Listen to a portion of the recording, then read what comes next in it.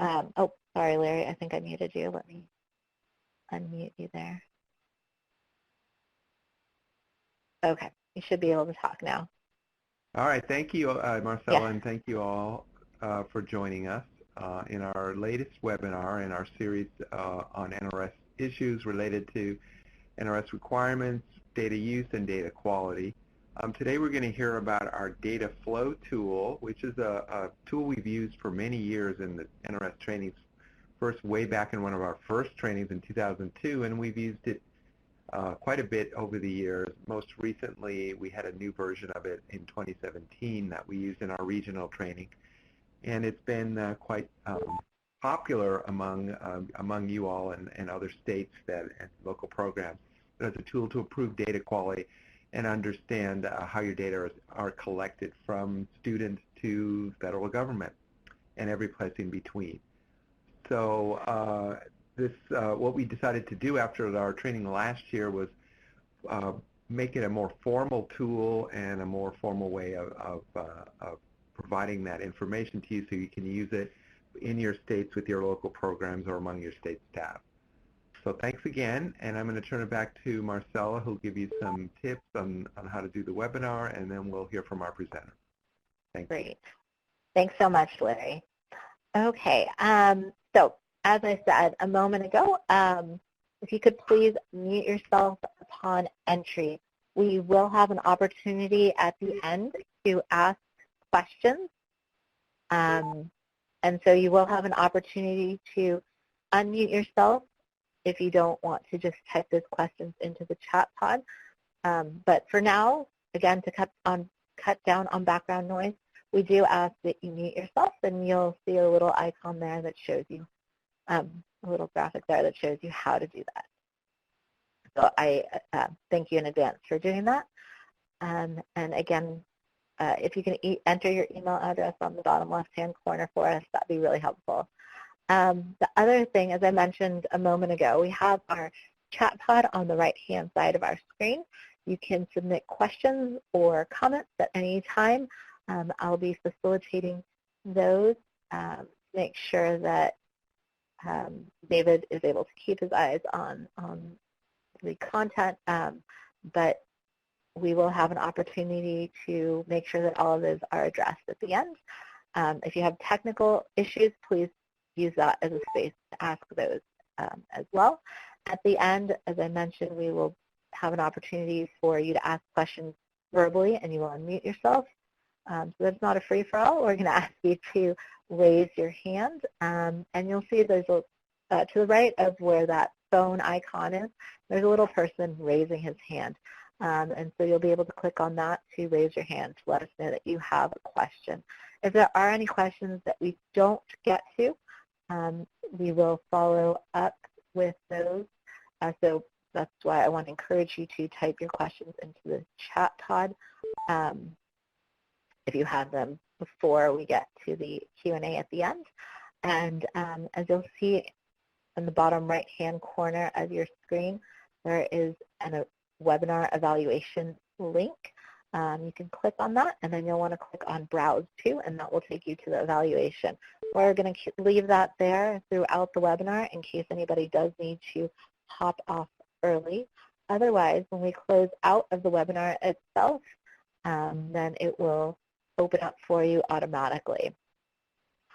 So with that said, thanks again for joining us, and I'm now going to turn it over to David Hollender, our presenter for today. David? Good afternoon, everybody. Today we're, as Larry said, we're here to talk about mapping data flow, but this is really not about data flow as much as it is about identifying data management challenges that we can address in various ways in our organization. And so before we actually talk about flow and mapping flow and the tool that we have, let's just identify what some of those issues might be. If I were sitting in the same room for you, I might see some knowing glances and smiles and head nods. Hopefully so. if you think about things like governance issues, challenges like privacy, maintaining privacy, addressing security considerations, data retention considerations, how long do you keep your data, and meeting requirements of agencies that you're working with who are providing data for you and for whom you're providing data. Things like data quality is really a critical issue if you're going to use your data for anything, which hopefully you will. So things like identifier matching, being able to match up student records, particularly across agency, consistent definitions, and for things like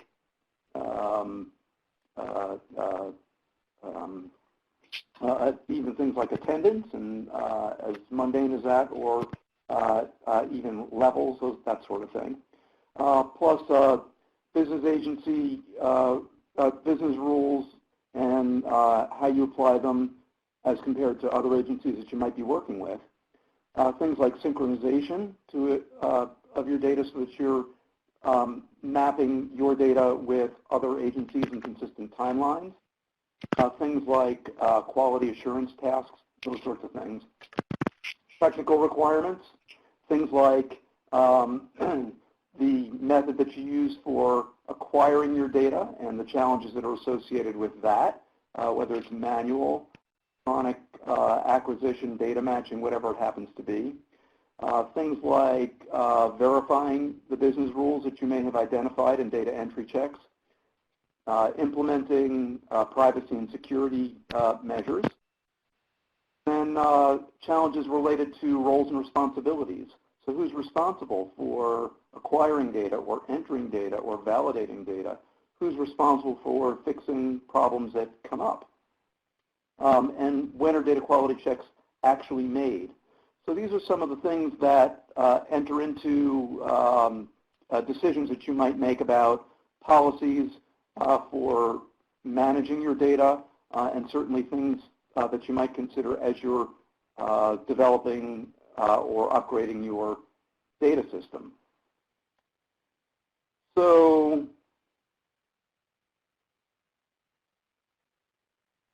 let's talk a little bit about analyzing your data flow. When we think about this, it's not really an end in and of itself. It's really a tool, and we can use it as a tool.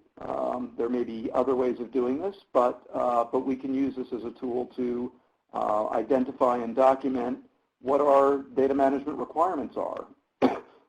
In mapping our data flow, we can walk through the processes that involve data collection, acquisition, and management. We can determine particular data items that are required. We can break down the data collection process into manageable parts so we can think about what the challenges are. Another advantage to using data flow analysis as a tool, so we can address challenges and we can actually document solutions before we have to implement the solutions. So we can begin to ask, as we recognize what the process looks like for collecting and managing data, we can ask key questions at each step. What data do we need? Why do we need it? Who needs it? How are we going to use it? How is it going to be managed? We can check for gaps. What do we need? What do we have? What are we missing? And another thing that we can consider is who do we ask for help? As we go about managing our data, we run into a challenge.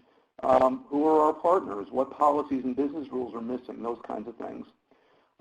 Another thing that we can think about as we're going through this process of mapping data flow is to identify roles and responsibilities in the process, so that as we're planning out who does what going forward, we've thought through what the needs are. So who plays a part in acquiring the acquisition, entry, and validation of data?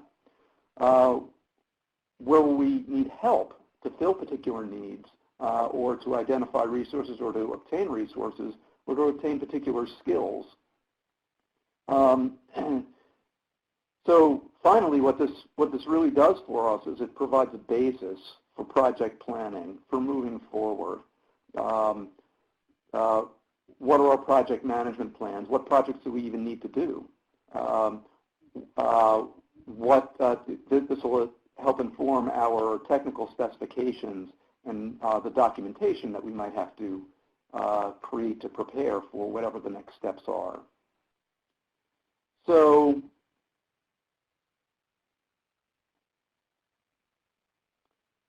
the next question is, what is documenting data flow? What does this look like? How do we do this? It sounds great, right? Sounds like it'd be a very useful tool. Well, the first thing is to sort of get the lay of the land. If we can get a visual overview of what our data needs are and what our data management needs are, we can then begin to think about what the details are and drill down. And by beginning to document this in kind of a top-down way, we can share the products of our work. We can share, in this case, it might be a flowchart, with others who are involved, and they can provide their input. And so through a process of refinement, we can collectively gain a better understanding of what our needs are, what the challenges are, where we are, what's missing, all the things I mentioned before. All right, so let's look at this high-level view that I mentioned. And this may look a little bit familiar to some folks.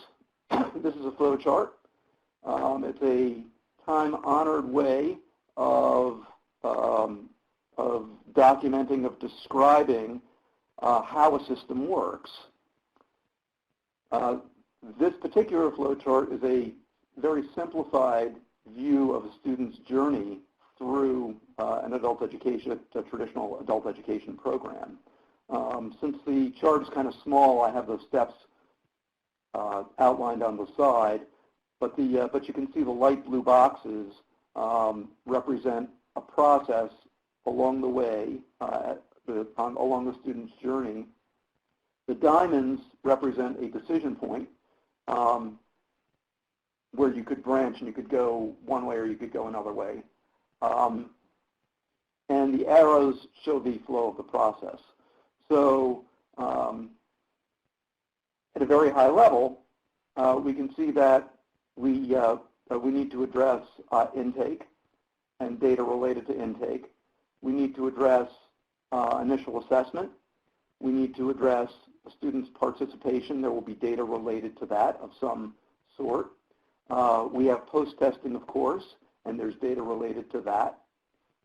And then we have our post-exit indicators. Once a student actually exits the program, we're going to collect or acquire data somehow to measure what they've achieved. And so by looking at each of these individual boxes, which are, my guess is very familiar to all of you, we can then begin to think about what are the data needs at each step of the way. Now, this is great. This might be almost trivial. So what you might want to do is actually put a little bit more meat on this, so that as you begin to think things through, maybe some prompts, some annotations on your flow chart that will help you to identify just what are the key points, what are the key things to pay attention to. Now, when I created a sample flow chart to prepare for this, I actually had annotations for each one of the light blue boxes. For the purpose of demonstration, I blew up one of those boxes and I made it bright orange so you can see the kinds of things that I might want to document on that flow chart each step of the way, so that I have a kind of a guide for what do I need to think about next. So in the case of intake, what are the kinds of data? Well, you know, demographics and contact information probably. how do the data get entered? Just at a very high level. Well, they're entered on an intake form. Who does this? They're entered by program staff. That might suggest some things that I need to look at later on. And how is it validated? Well, it's validated primarily by our data system. Now, that doesn't cover everything, but it gives me enough of a prompt, enough of a visual cue that I can begin to think about how do I drill down, what's next. And speaking of drilling down, that might not be enough detail. And so what I can then do is I can actually break down my process, each one of those original light blue boxes, into greater detail and kind of repeat what I did on the high-level flow chart so that I can look at each step and understand better what the data management needs and challenges might be. So in the case of intake, this is pretty simple, but a student fills out a paper intake form, in my example anyway. A caseworker reviews the form for completeness. Data entry staff enters the information into the data system, and a caseworker verifies that the data are correct and signs off, and off the student goes. So as an example, and of course then you can annotate this the same way. Okay, so this all seems fairly straightforward, I hope. The mechanics of creating a flowchart is basically, if you become familiar with what the symbols are, regardless of what tool you use, most of them these days, you can drag and drop shapes, you add your arrows, you're going to include your text-based documentation, your annotations, and so forth, just to give you that high-level view. To create the flowcharts that you just saw, I used an online tool that's free. It's called Lucidchart, but there are many. A Google search will help you identify some of them. We've identified a few. I looked at a few just in the process. I like Lucidchart, but like I said, there are plenty of them. Draw.io was another one that I saw. Smart Draw is another service. These are all free. And of course, the classic Microsoft Visio, which is a wonderful and powerful tool that you might have. It's a Microsoft tool, and it does cost. Or you could even use PowerPoint if you have it. It's a little more cumbersome, but you can use whatever you have, more or less. We are going to share, I think Marcella might have mentioned this, a PDF of this slide so that if you want to get a head start after the webinar and identify some tools that you can use, you'll have something in hand that you can, as a starting point. Yeah, that's right. You can download it on the bottom. It's downloadable, or there's a link to download it at the bottom of the screen there. Awesome. Mm-hmm. So this will also be, we haven't yet posted the actual Mapping Your Flowchart NRS tool on the website yet, but once we do, these links are also included in one of the appendices. And like I said, these are not the only solutions. You may also have an option already in your agency, so you might check with your IT folks and see, because they may have something for you already. So this gets you to the point of having sort of your high-level view and a jumping-off point for maybe a more detailed look at your needs, your challenges, your gaps, the things that you really need to be able to address, so that you can begin to prepare for making your data better, stronger, more accurate, and more useful. So let's talk a little bit about the more detailed view. As we think about this, and this is where the NRS workbook will come in handy. What we've done in the workbook is we've actually broken down the process into each of the stages of the student journey, figuring that is a relatively common way of looking at this and organizing the kinds of data that you're going to need and manage. And we've created pages that you can just fill out, at least as a starting point, to understand what your needs and challenges are.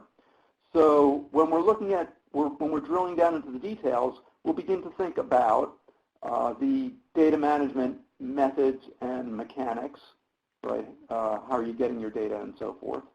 And how are we managing it? How are we assuring accuracy? All of those, the governance, all the things we talked about in the first slide.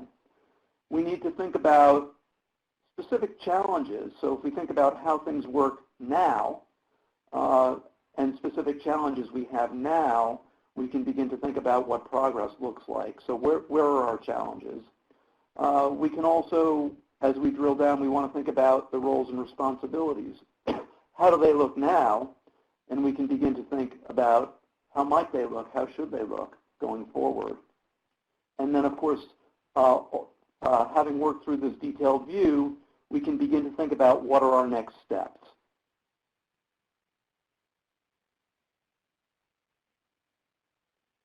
So, for each one of those light blue boxes I mentioned earlier, that you saw on the flow chart, you can begin to ask what data needs to be acquired, what data do we use? Do we have this data? Do we have to enter this data? Does it come from someplace else? Like the method of acquisition. Are we sharing with another agency? Increasingly, that's a requirement. How do we verify accuracy, particularly across agency? We've talked about this in some of the other NRS trainings, particularly related to WIOA early on, because cross-agency makes everything more complicated. How do we address errors and inconsistencies? It was challenging enough when all we had to worry about was our own data system. Now, again, cross-system, cross-agency, cross-data system, it makes a challenge even greater. And so thinking about these challenges at each process step is valuable. And of course, the workbook helps to address these. So what we're going to do now is I'm going to walk you through just what the workbook pages look like, so that you can, when you're able to download your own copy and use it, you'll see what we're talking about. But as a warm-up, let's take a few minutes to reflect on how your own data management works operationally in your state, and just consider any challenges that you might be facing. And we're going to ask a few questions. We'd like you to respond in the, I think it's in the chat pod. Is that right, Marcella? Is that how we're doing it? Yes, that's correct. Yeah, so in the chat pod, and the idea here is a little bit of sharing and collaboration. So some of the challenges and some of the things that you're thinking about, another state may have, but they might not have thought about. So just through this process, so enter yours, but also read what other folks have to say. So here's the first thing that we'd like you to think about as a warm-up for actually entering things in the workbook. So how do you know your student records data are accurate, complete, and up-to-date? And that's a broad question.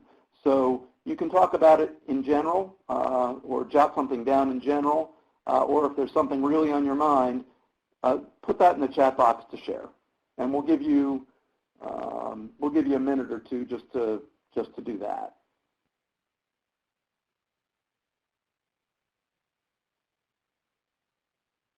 And in the meantime, I haven't prepared any jokes, so there'll be a little silence.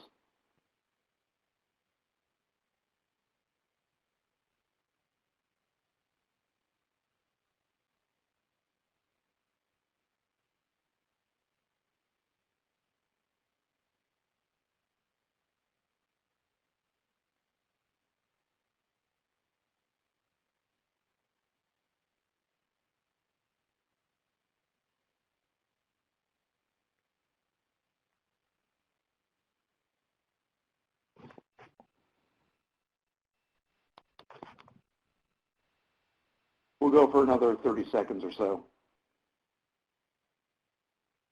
And you can keep on typing.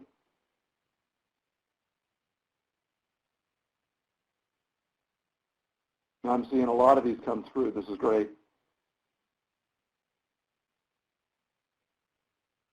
And I'm wondering, Marcella, is this, can we make copies of these and maybe email them out to participants as well, so that they have a sort of a record of what others have said? Everyone is able to come back to the webinar, but we can try to capture these, yep, and put them into a separate document.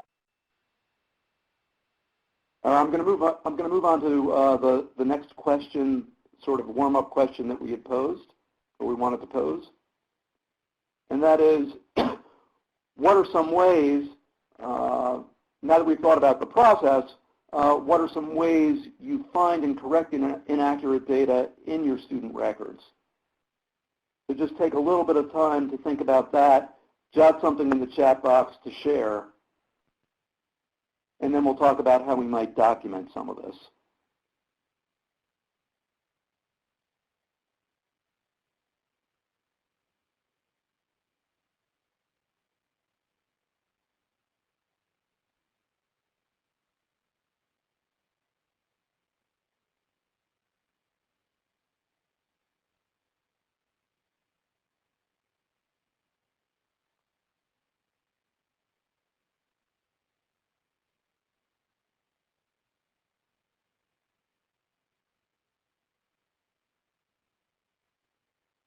And we'll go for about another 30 seconds or so. And then we'll move ahead. Don't let that stop you from continuing to share your own thoughts about this and your own challenges.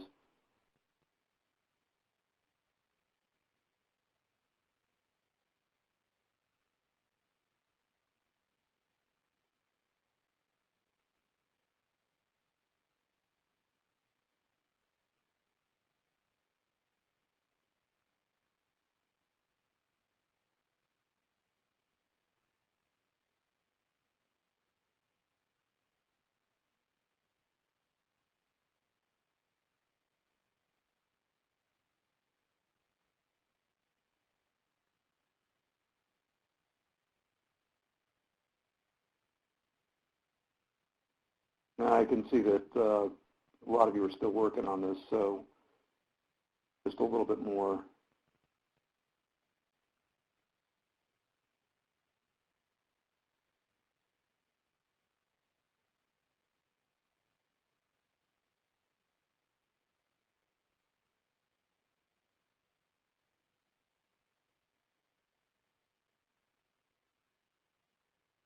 Now this is all great. I'm seeing a lot of different means for finding and correcting inaccurate data. And for those, if you haven't thought of some of these, these are all useful. So just by way of sharing, this could be helpful.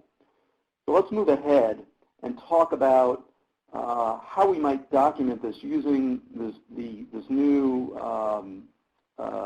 tool that we're putting up on the NRS website. And the good news is it's simple, and it looks, and you'll have consistency at each step of the process. The idea is that there's a workbook page for each one of those little light blue boxes that we showed at the beginning, right?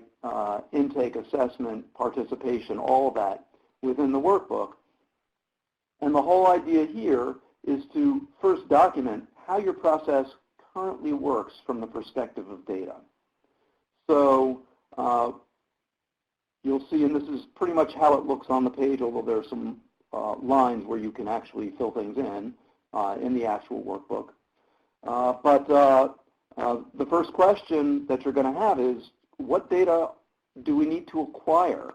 And by acquire, I mean by whatever means, whether that's entered, whether that's data matched, whether that comes as part of some other kind of a data sharing piece. Maybe if it's historical information, maybe it comes from a data warehouse. There are lots of possible places that information can come from. And so just by documenting that and sharing that, you can then begin to think through more completely what the process looks like, and have others do the same within on your team or partners, other agencies with whom you might share some of this. The second thing is your collection method. How do you get the data? And each collection method is full of opportunity and advantages, and also fraught with challenges. We love automated data sharing, but of course consistency, as one example, is it can be a challenge. Maintaining consistency between your data definitions and timelines and that sort of thing. But wonderful because it's automatic.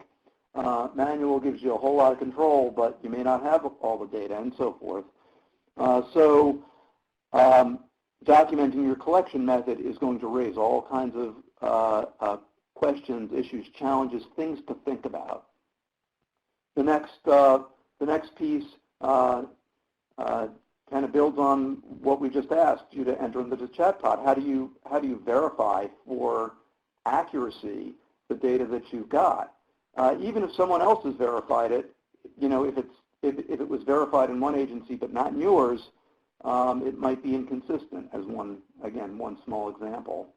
So what are the particular things? These can start off as bullet points and then lead to more detailed descriptions if you want. But the idea is to get at the key points. And then of course error correction. How do we correct things once we've verified that they're accurate or not?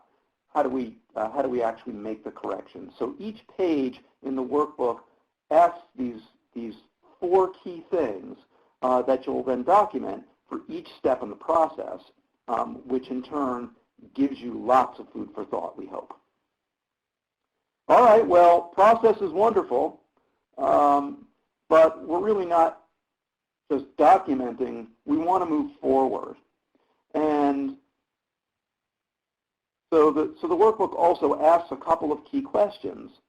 They're broad questions, and so you'll have to take some time to drill down and think and discuss maybe. But what are the key challenges that you're facing in the way your process works? What are your data, specifically, what are your data acquisition and your data quality challenges, not just in general, but at each step of the way? So if you're doing data matching for employment outcomes, as an example, that's a different kind of data acquisition and a different quality challenge, maybe than during intake, where maybe you're sharing case records, or maybe you're entering new things brand new when an individual comes into a program. But whatever it is, where are our pain points? Where are we really running into trouble? Where are our data? Why is it that our data are not as accurate or timely as we would like? And of course, no matter how good your data are, your data can almost always be better. And so even if you pride yourself on excellence, there's always a next level. Thinking about what are the challenges, you also think about what works well, because you also want to think about it's the traditional NRS pluses and deltas, right? What should you keep the same? What should you change? And beginning to document those kinds of things, so that as you plan out what are the next steps, what projects do you need to do, what do you want to build into your next data system, you have a basis for thinking those through. And then of course, the next part are what are some solutions? You might find that you get innovative solutions by sharing the challenges, not just among your team, but with other stakeholders. And so by beginning to document your challenges and your solutions and sharing, you can begin to understand both of these in more completely. And again, your end result, whatever you do next, is going to be better for that process. Okay, so now that we've sort of gone through how you might use the workbook, what you might fill in, let's talk a little bit about what the process looks like. And this is kind of a process that you may be familiar with. I use the word iterative to describe it, even though you just see arrows, one stage pointing to the next. But really, the whole process of refinement is what's going to eventually get you to the next level. So thinking about what do I understand about my data, what do I understand about how I acquire it, how I use it, how I manage it, I need to document that, which is what a lot of this webinar is really about. Then reviewing that information, sharing it out, thinking about it, then making revisions, which leads to then greater understanding, and the cycle repeats itself until you're either ready to do something about it, you run out of time, or you're just really tired of looking, and you say, well, that's good enough. Okay, that's sort of tongue-in-cheek, but you'll get to a certain point where you decide it's time to actually go to the next step. And this process probably looks familiar. So that's basically it. This is the idea that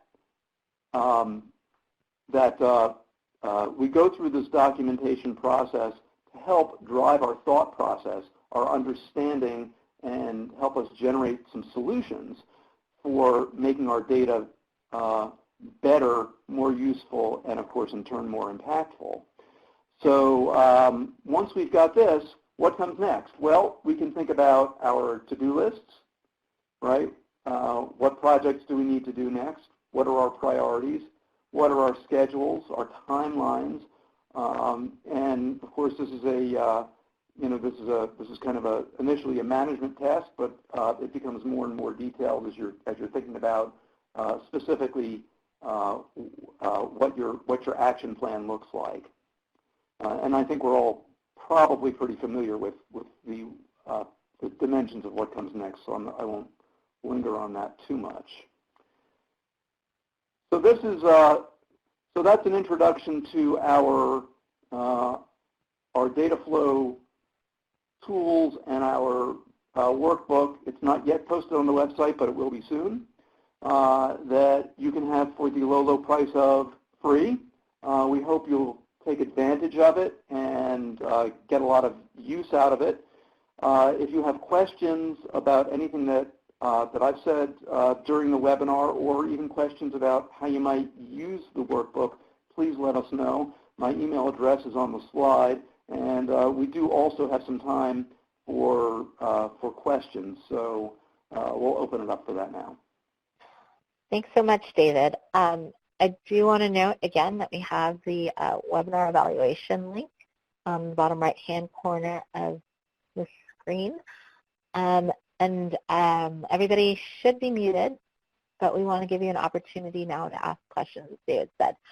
So there's two ways to participate. You can either type them into the chat pod, and you've all shown that you're very adept at doing that. So you can type your questions in there, or else at the top of the screen there's a little person raising their hand, and you can click on that and select raise hand to show that you want to raise, or that you want to speak, and we will unmute you as well.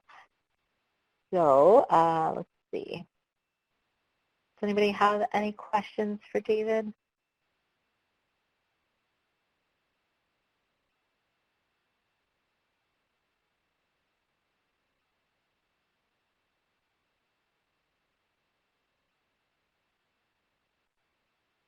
I'm not seeing anybody raising their hand or typing.